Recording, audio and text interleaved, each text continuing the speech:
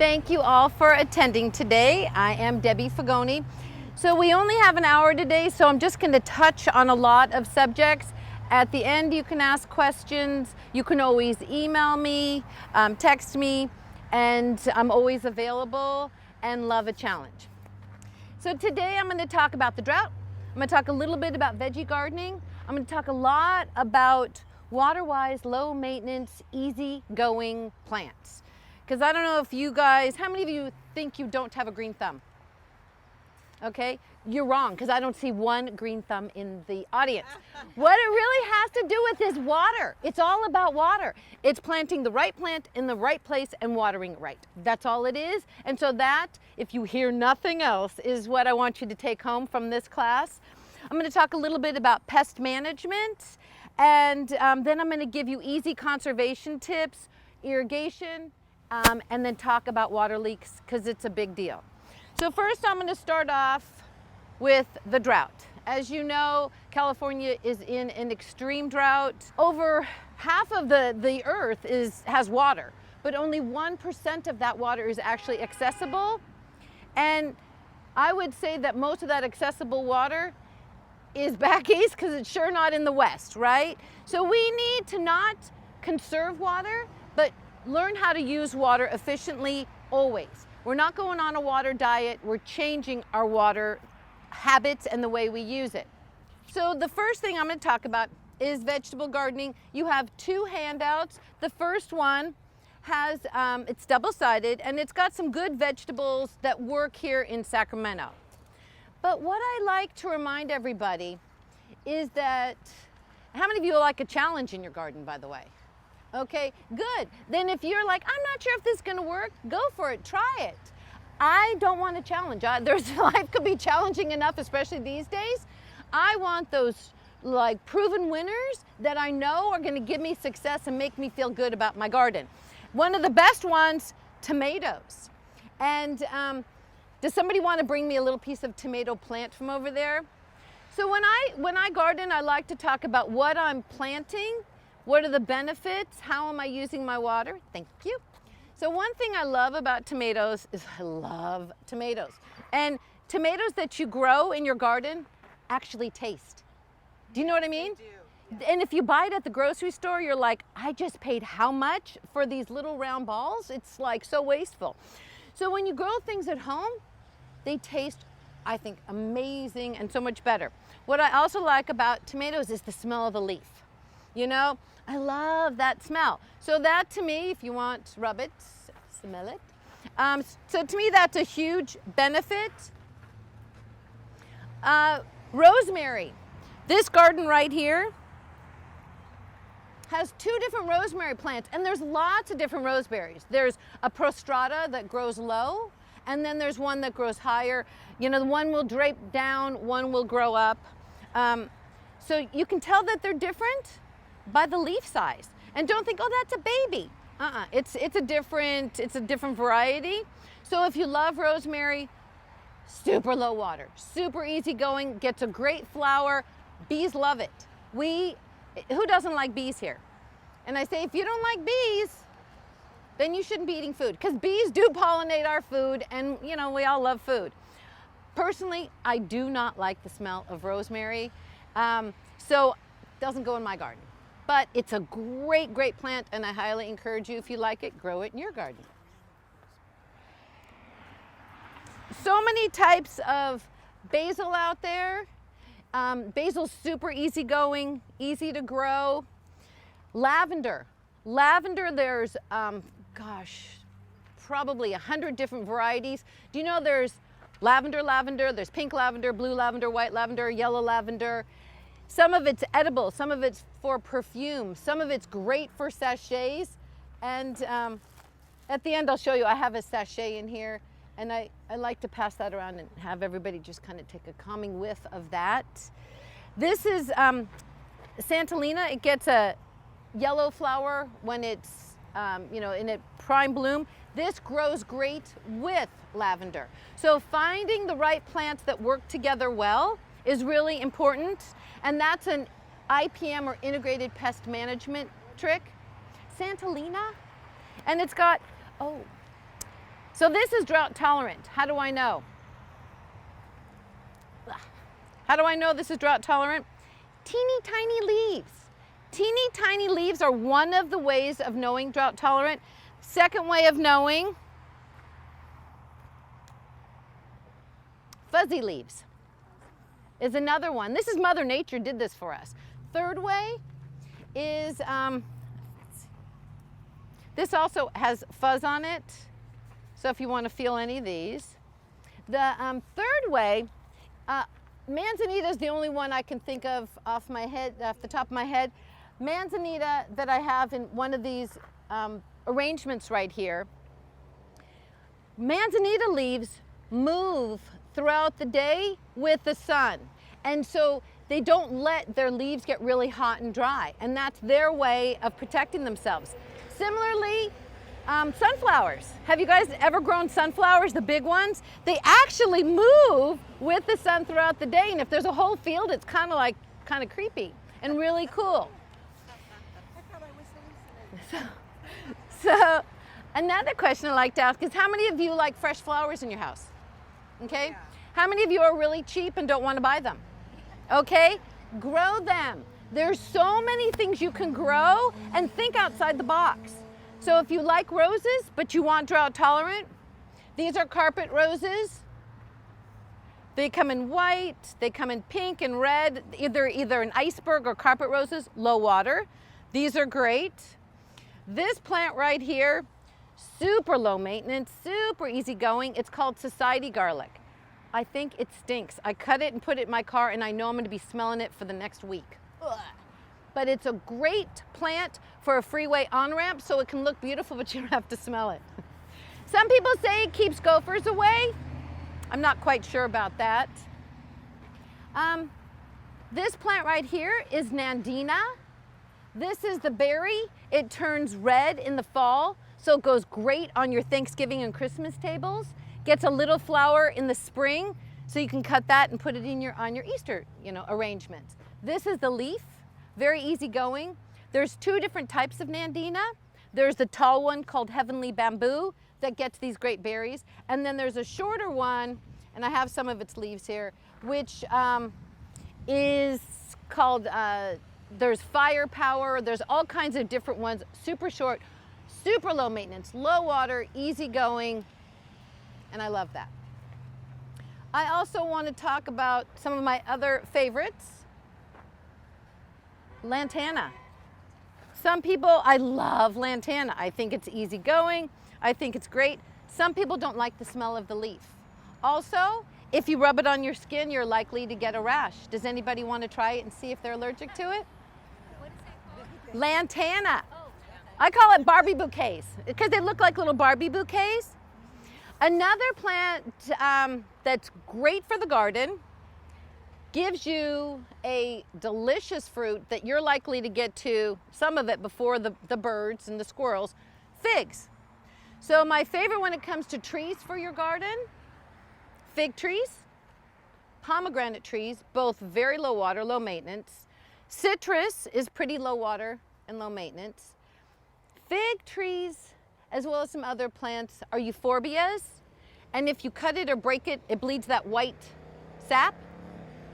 When that gets on your skin, also is likely to give you a rash. So when you're gardening and you know you're around anything with a white sap, you might want to wear long sleeves, gloves, and be prepared. I've got daylilies in here, which are beautiful. There's also fortnight lilies that are super low water and easy going. This right here, Little John bottle brush. It's the little brother to like the big bottle brush plants. Again, super low maintenance, super low water. I like plants that I can go out once or twice a year and give them a cut back. Like those are the ideal. So if you can put a lot of those in your garden, all the better. Next, I want to talk about grass. I'm not against grass. If you've got kids and dogs, I think grass is great. It's wonderful to run on, play on, for dogs to go to the bathroom on. But if the only person walking on the lawn is the person mowing the lawn. You probably don't need the lawn, right?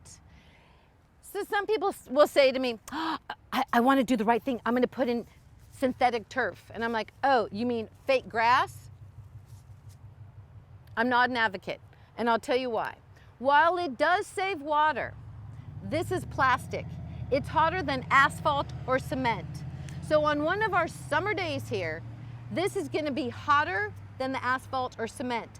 The heat's going to bounce off your windows. It's just going to make everything hotter. So here you've saved a little bit of water, but your energy bill went up. It's plastic. You've got your kids playing on plastic, your dog going to the bathroom on plastic, and your kids playing on it. Some of it has the little pellets underneath, potentially cancer causing.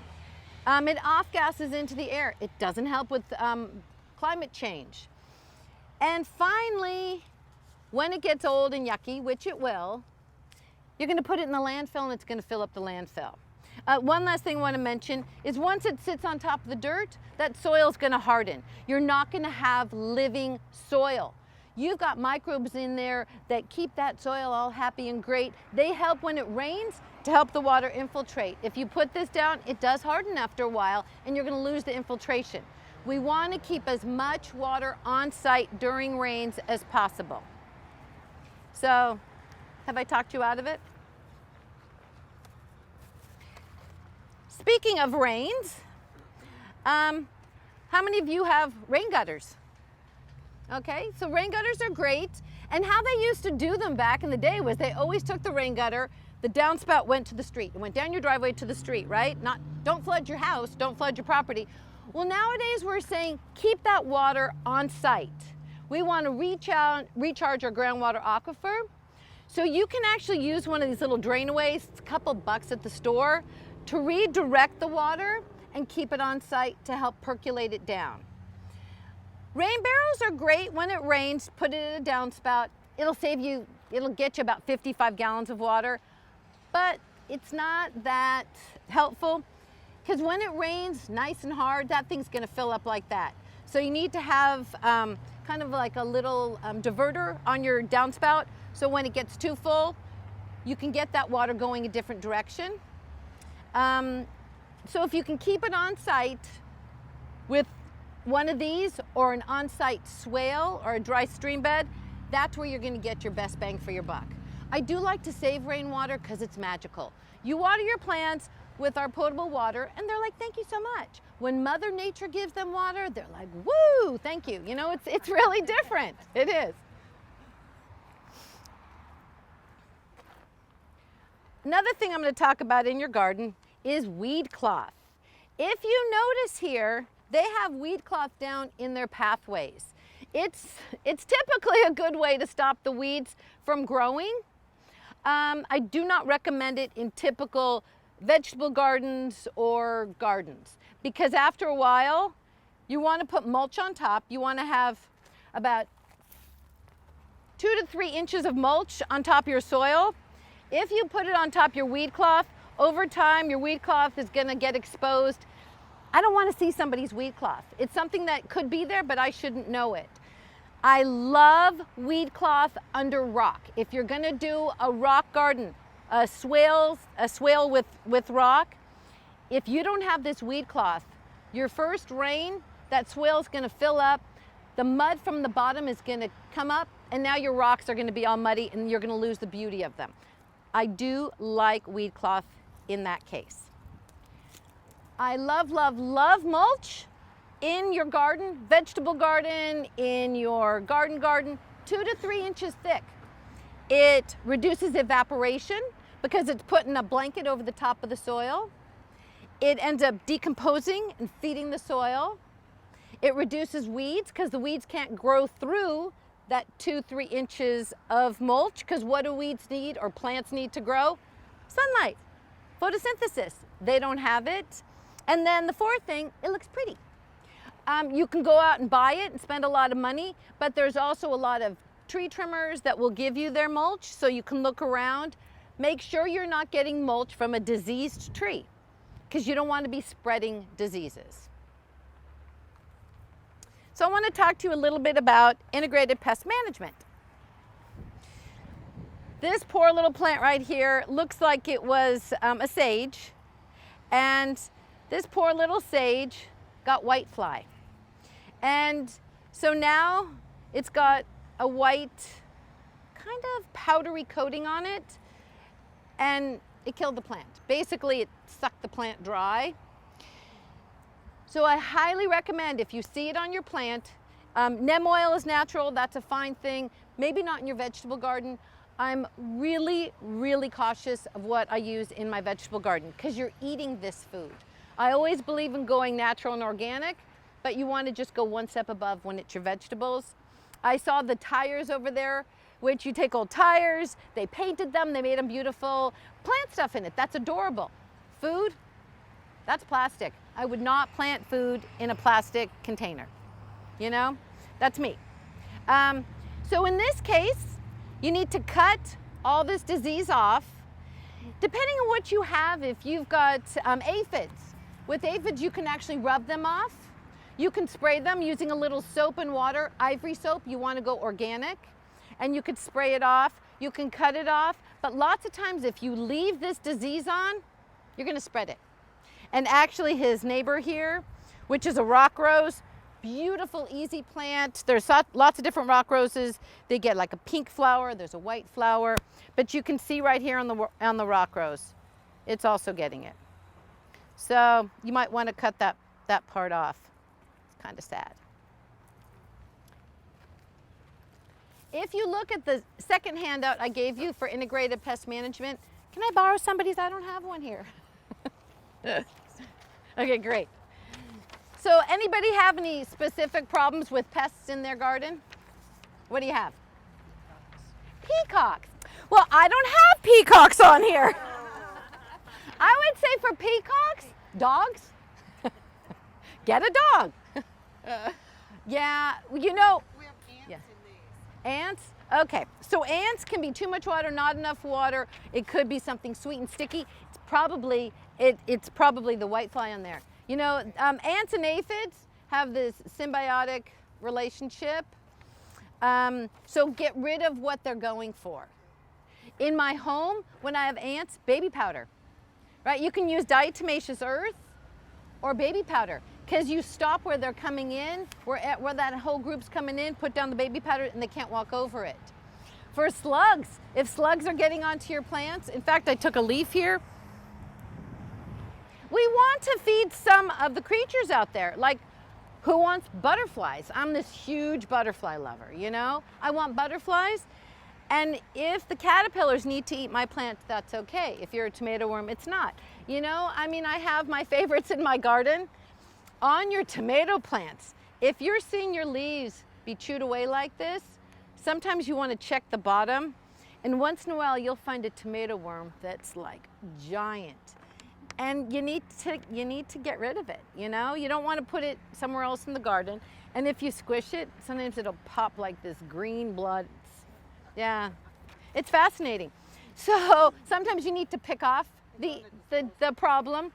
If you've got slugs and snails going onto your plant, taking either diatomaceous earth or broken eggshells and putting it around the plant, when that snail or slug goes over it, it'll slice their bellies, and that'll be a goodbye to them. Also, eggshells are great. They kind of neutralize the pH in the soil, so it's a great thing to add to the soil. How many of you do backyard composting? Okay, so that's a great thing to put in your backyard compost bin. I do worm composting, and I even have a worm bin in my office. And so eggshells are great. Every once in a while I put that in my worm bin, just to help out the climate in there. I've seen on trees, when the ants are climbing up trees, there's something called tanglefoot, and it's a sticky substance. It's like Vaseline, but stickier. You put that around the tree, and then the ants can't climb through it. I've seen for squirrels, good luck, because squirrels are really smart and really creative.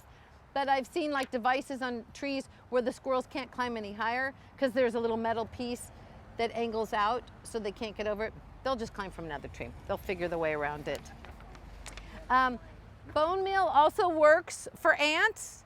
Bone meal also works for dogs because your dog's going to eat it. So be careful what you're putting in your garden. If you have pets or kids, be careful. If you're going to use a poison to kill a squirrel or a gopher, just think, if that gopher doesn't die below ground and he goes above ground and a bird eats it, you've also just killed that bird. And I'm sure you don't like the peacocks, but I'm sure you don't want to kill them. So you want to always think food chain. Rabbits, I used to call them bunnies, but now I understand Elmer Fudd like you wouldn't believe, because when they go in your garden and take the baby plants and eat those little leaves that are so tender to the point where there's no leaves left on your plants, so there's no way the plant has photosynthesis to grow and they die. So for rabbits, you can use, I tried using human hair around it, didn't work. There's spray that you can get to spray on the plants, and it's coyote urine and garlic and some other stuff. I don't know how they get the coyote urine, but it does work. It does. So, but you have to spray it on your plants every couple of days, and you need that plant to get big enough and strong enough that if the rabbit does eat it, the plant doesn't die and it can handle sharing some of its greenery with nature. For gophers, I'm not a gopher lover at all. Anybody here have gopher problems? Yeah. So this is called the black hole. Why I like it is because there's no poison. You put this with this side down in to the hole. You don't need to, anywhere in the tunnel. It doesn't even have to be at the top or the bottom of how they get in. Anywhere in the tunnel, it's spring loaded, so you set it, and then there'll be a little bit of light at this end. So if you put this in their hole, they're gonna go towards the light because they don't want light in their tunnel. So they go towards the light, bam, it gets them, and then they head towards the light. So it will kill them in here, and then it's reusable. You just have to unspring load it, dump them out, dispose of them properly. So it is humane-ish, more humane. I hear it's fast. No, and it's, well, it's safe for other animals, and it's reusable. No poison. So that's a good way. If there's also the sonic things you can use in the ground, but the sonic things will just push them into your neighbors. And that's not very neighborly because your neighbor might do it to you. And furthermore, if you push it into the neighbors, these gophers are going to have a bunch more kids that are going to come back in your yard eventually. And those solar devices, a lot of them run on D batteries, and it can be very expensive keeping those things active. Soil. Oh wait, I'll tell you two more. I'll tell you two more things. Somebody told me at one of my classes to get rid of gophers, you can put juji fruits and juicy fruit gum with the wrapper. So I tried this years ago, walked around my yard, had this with me, had my two dogs at the time, and I'm going around the yard and I'm dropping them in the holes, and my dogs are going behind me. One's eating the juji fruit, the other's chewing gum, and I'm like, so when you do it, bury them down. At least it's not going to kill the dogs, but so you want to bury it down deep enough that the right critter that you want actually gets it. I don't know if it really worked, but I did try it. So, and will you give me a 10-minute warning? Okay, great. So the next thing I want to talk about is soil. What type of soil do you have here in Sacramento, in this part of Sacramento? Anybody know? Okay, well, let me tell you how you can find out. You can dig down into your soil about 6 inches or so, and then grab about that much soil from 6 inches down, put it in a glass, like a glass peanut butter jar, fill it halfway, fill the rest of it with water, shake it, shake it, shake it, shake it, and then let it sit for a day and watch how it settles. And you'll see the finer particles on top are clay, then it gets loamy in the middle, medium-sized particles, and sand at the bottom. If you have clay soil, that means it's tiny little pieces. And so it's very close together. And so up in Chico where they grow rice, why is that ideal? Because they have clay soil. So they just pour a bunch of water into the field and it just sits there. It's almost like it's sitting in a cup. or in a bowl, because the soil is so dense that it takes forever to drain through. The beach, when the ocean water comes and then it just goes through the sand, because the particles are so big, the water just pours through. So if you have a clay type soil where when you water, the water just sits there and it takes a while to infiltrate, you're gonna wanna water different than if you have a loamy soil. Similarly, if you have a slope in your yard versus flat, you're gonna water differently. And I'll explain how. So how many of you use pop-up sprinklers?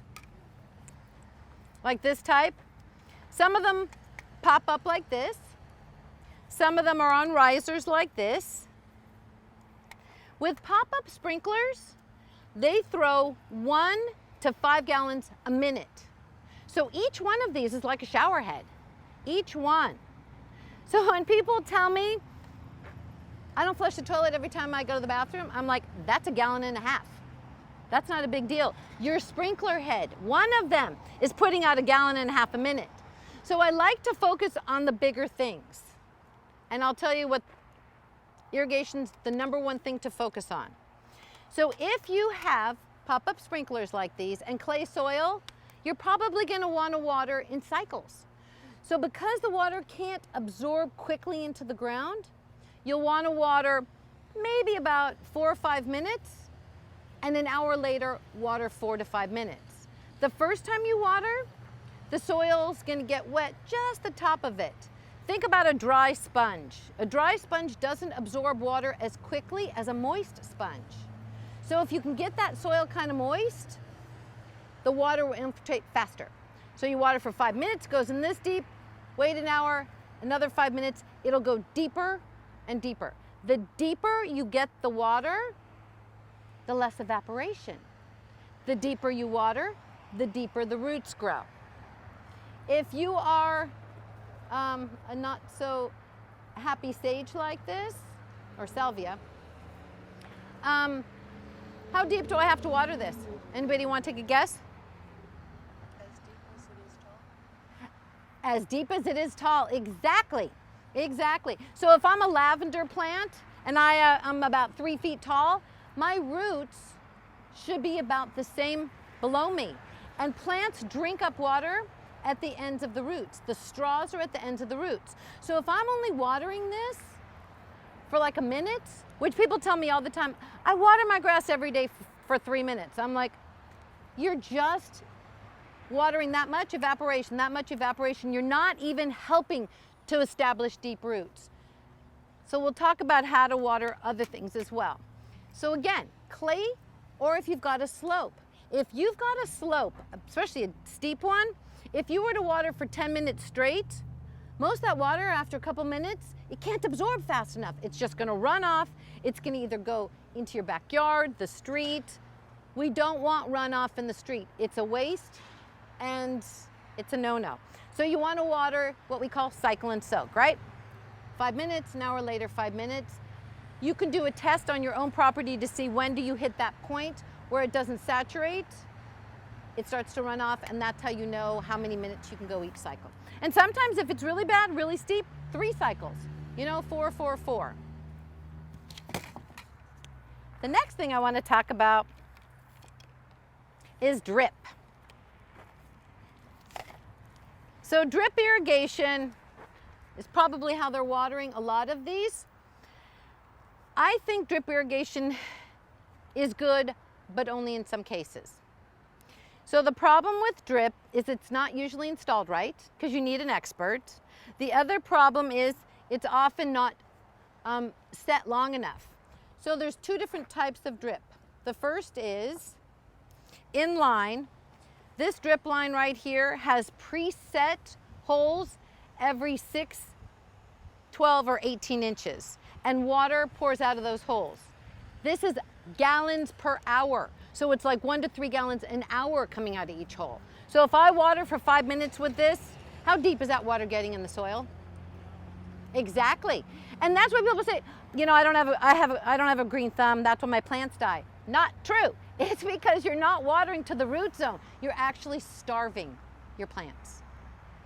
Yeah. So that's the number one thing you can do. But how do you know if you're getting the water deep enough into the soil? Soil moisture probe. You can get these at your big box stores or nurseries for like $5 to $7. And you put this in the soil, and right here, it's got a soil sensor on it, and it'll tell you, is your soil dry, moist, or wet? If you're going down to the root zone and it's dry, you know, it's not helping. When I see owners or gardeners out there taking their hose nozzle, and I don't have one here. Your hose nozzle, by the way, should always have a shut-off valve on it. But when I see people watering the top of their plants, that's not helping the plant. It's like putting food on your skin, right? It's not really getting to the root of the plant. The only benefit is it could be washing off some of the dirt or the, these days, the ash on your plants. Yeah, the district gives away free froggy ones. I highly recommend, because how do you know what's happening down deep in the soil? Ooh, if you don't mind. No. Yeah. Stop by the district during work hours and get your free froggy soil moisture probe. So not only is it effective, but it's cute. Don't leave it in the dirt. It will quit working if you leave it in the dirt. So you have to pull it out when you're not using it. If you don't water your plants and you just let your landscape sit there, lots of times that will harden it. So I talked about fake grass doing that, but also if you don't have plants or living vegetation in your yard, your soil will turn to cement. And when you try to do your test to see how moist the soil is, that's what will happen. That's really hard soil. Yeah. So back to drip. The two kinds are inline, preset, and the other type looks the same, but there's no holes in it. And then you take your 1/2-inch poly tubing and you pop a hole in it with a device, and then you can do point source. Everybody has their opinion what they like. I love point source. A lot of people prefer inline. Inline is less work because you don't have to just be so precise, but I only want the water to go where I want it to go. If you have inline, if you have spots where there's no plant, but there's a dripper, you're wasting the water. If you want to put a plant in the middle of two drippers, and you have to set the tubing close enough that the water will get to the root zone. And the root zone of the plant is not only, you know, for a 3-inch plant or 3-foot plant, 3 inches down, 3 feet down, it's also 3 feet wide.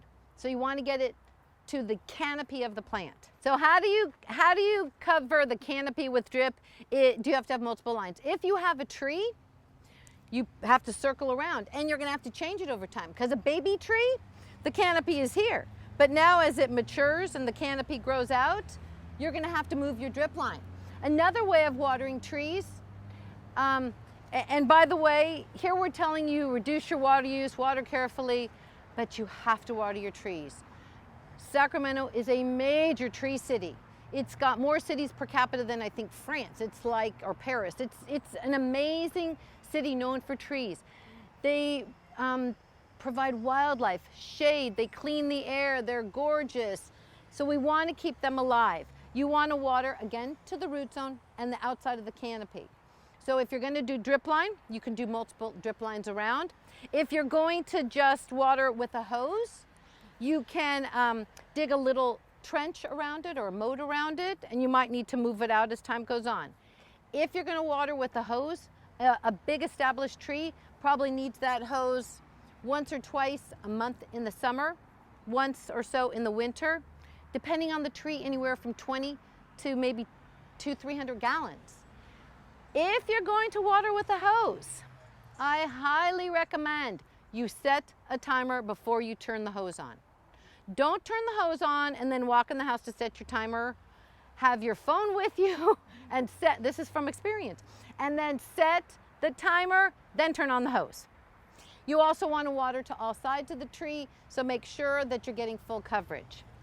A great way to make sure that the water's getting deep to the root zone in the tree are these handy dandy stakes that come with preset holes in them, and then it's got mesh so that the dirt doesn't get in there. You can actually put drip lines in here. It's set so that if you wanted to put a drip line in, you actually could. You can make your own with PVC pipes, but it could get clogged with dirt. Before you pound this in the ground, I highly recommend, if you have a piece of like a stake, a metal stake, do that first, because if you hit a rock with this, you're going to break it. And they're not that expensive, but they're not cheap where you want to break it. So these work great. Let me pass this around. So watering tips. You don't have watering days here, but I want to give you a good watering guideline. So if you have pop-up sprinklers, I recommend grass anywhere from like maybe 2 to 5 days, if you have to, a week.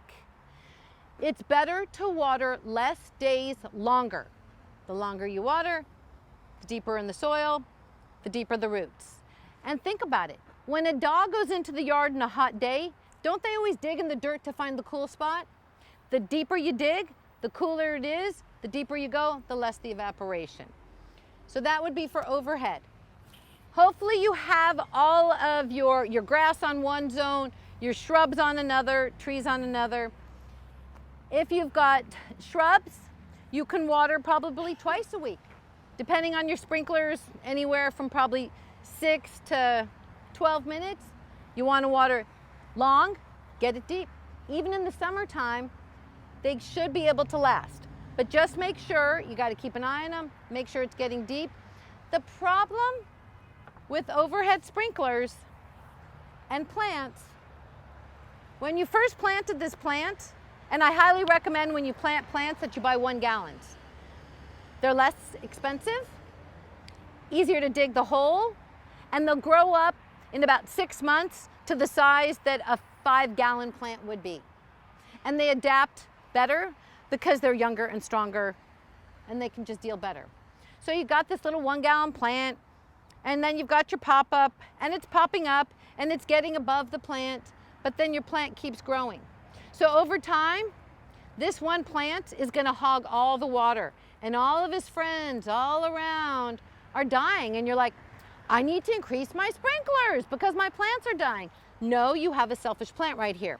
So what you either need to do in this case, and he didn't mean to be, it's not his fault, it's your fault. So what you, and you know, your gardener's gonna do it for you too, because people don't think about the future. What I often say with plants is, don't mistake the Great Dane puppy for the full-grown Great Dane. If you buy this little plant thinking, or little tree, I'll just keep trimming it, it'll be fine. Mother Nature's gonna win. It's not gonna be fine. It's going to outgrow what you can handle or where it should be. So let's say you've got a pop-up, then maybe you're gonna need to put a riser on it, and then another riser. So I've seen, 5 risers. So now the pop-up sprinkler is actually just a riser this high, but at least it's spraying the whole garden. That is when drip comes in handy, because drip doesn't have to reach over plants. People think they're saving water with drip. The 2 ways that you save water is you're not getting any misting in the air, and the second way is you're getting the water exactly where you want, and you can control it better. But you gotta keep an eye on drip. If a drip line's broken, if there's a cut in it, water's pouring out in one spot and everybody else is kind of dry as could be, or sometimes they'll clog, the emitters will clog, with mineral deposits, and so things will die. You gotta go out and take a look at it. You gotta turn on your irrigation at least, and there's tips in there on your sheet, at least once a month, if not more often. Turn on every valve. Is that pop-up spraying where you want it? Or did a kid or a dog or the gardener or just pressure move it? So now the sidewalk's getting sprayed, and no matter how long or how much you water the sidewalk, it's not gonna grow, but your plant's dead. And so you up the irrigation, but your plant's still dead. So you gotta go out and look and see what's happening. The more you pay attention, the greener your thumb will be. What I love for vegetable gardening are shrubblers. Where did I put my shrubler? Okay, here's a shrubler. Well, first I want to tell you, if you live in a place where you have coyotes, bunnies, or puppies, this is a drip line from an area where they had coyotes, and this person had a major issue and their plants were dying, but their water bill was high. And then we went out and found this. The drip was no longer watering where it should. It was just pouring down their slope. But the coyote was hydrated, you know? So you got to keep an eye on it. If you've got a vegetable garden, I love shrubblers. Shrubblers, when you're doing point source, 1/2-inch poly tubing with your 1/4 inch, put each one on each plant. You can either put just a basic emitter that puts out anywhere from a 1/2 gallon to 2 gallons an hour. You can have that on the end, 1 or 2 per plant. Or if you do a shrubler, what's great about this is each plant gets its own shrubler, and then it's like a little umbrella. It waters like an umbrella, so you can increase it or decrease it depending on the amount of water that plant needs. So I've got a tomato plant next to, I don't know, a bell pepper that wants more. So this one gets less, this one gets more. Now, my garden, almost everything's been, you know, it's spent, I pulled it out. Why waste water in all those other places? Only now you can turn them off in the places you don't need and only keep them on in the places you need. So that's gonna save a ton of water. Shrubblers are great.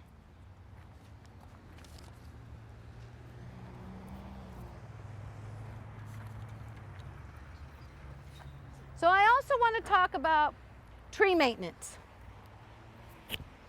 Like I said, trees are so important. People buy trees, they plant them in the ground, and whenever you plant anything, you want to have the soil kind of, if you've got a 1-gallon plant, you want to dig the soil up at least double the space so it's nice and fluffy so that the roots can grow, but then you want to pack it in firm. You don't want holes in there. If you have air holes, that could kill the plant. So you want to pack it back in firm. Then, when you buy trees or larger plants, they often stake them, and they'll come with this tape around it. And that's great, because it holds the tree firmly in place. I'm a baby, I don't have a lot of stability. But if you keep this on, it will choke the tree. And so I go to homes and I see these trees that are choked. And so I carry this with me at all times, so that I can go and set them free and give them more flexibility. So about 6 months later, you want to loosen them up. You also want to sometimes give them a figure 8. If they have 2 stakes, a tree has 2 stakes on sides, figure 8 it. Once it gets a little bit older, give it a little bit of room so it can move a little bit and learn to flow in the wind and get its roots stronger down there. And then over, like, you know, a year or 2, take those stakes away. But don't strangle your trees. You can even use, I've seen shoestrings around there. You can use a lot of different things.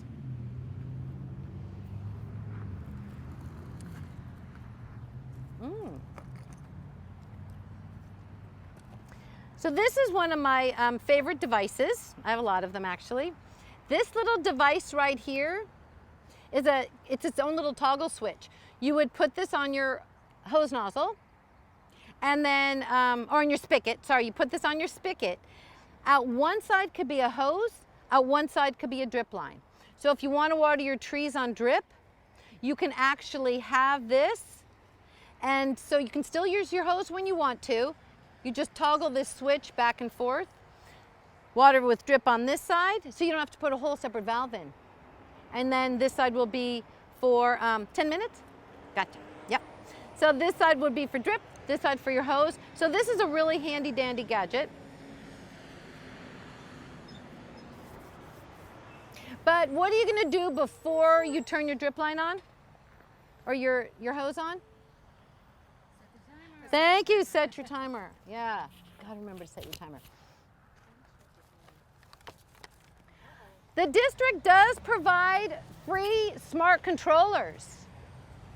And Rebecca will talk about them more at the end, But I want to tell you, if you love your controller and you don't have a smart one, the smart ones are weather-based. They change with the weather. If it's going to rain, it turns off. If it's hotter out, it waters more. But you have to set it right. If you don't, who knows how it's gonna water. If you love your old standard timer, which I love those, make sure you're changing with the seasons. Make sure you double check it. Make sure you have a backup battery in it. 9-volt battery in the back. If the electricity goes out, it may change the default back to the factory default settings. So if you want to keep your old one, this is called a rain sensor. This connects to your old-fashioned type of typical controllers, and it'll turn the controller off when it rains, because a lot of us forget to. And then it turns back on when it dries out.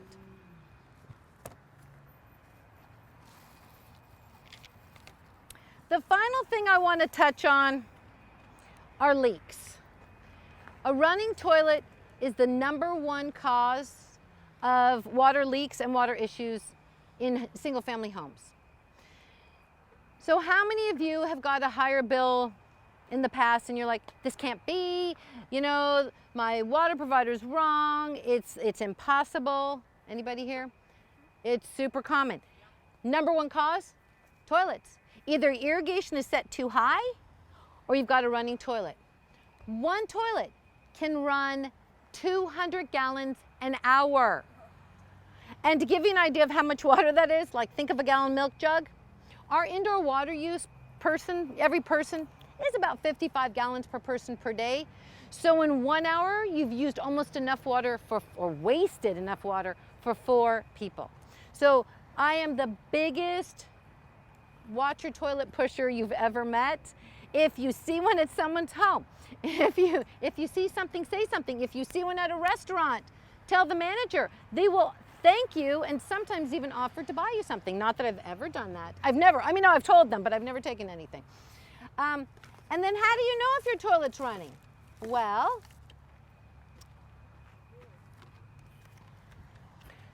do the toilet test. What's the toilet test? You want to put a little bit of food coloring. If you don't have food coloring, you can use coffee, you can use juice. Ooh. Or get your free toilet tabs from the district. Oh, that's even better. Or get your free toilet tabs. I stop by and get them. So you just drop your toilet tabs in the back of the toilet. Do not flush it. You drop it in the tank, wait about 15-20 minutes and see if that toilet bowl has changed color without you flushing it. How do you know if you even have to do that test? I highly recommend once or twice a month, go out to your meter. Carefully lift it. Black widows like to live in there, as do a lot of little creatures. So lift it up and read your meter when no one's using water in the house. That means you can't flush the toilet. That means your laundry can't be going. Your sprinklers can't be on. No water can be used. And then check your meter. If that little dial is spinning, you've got water flowing.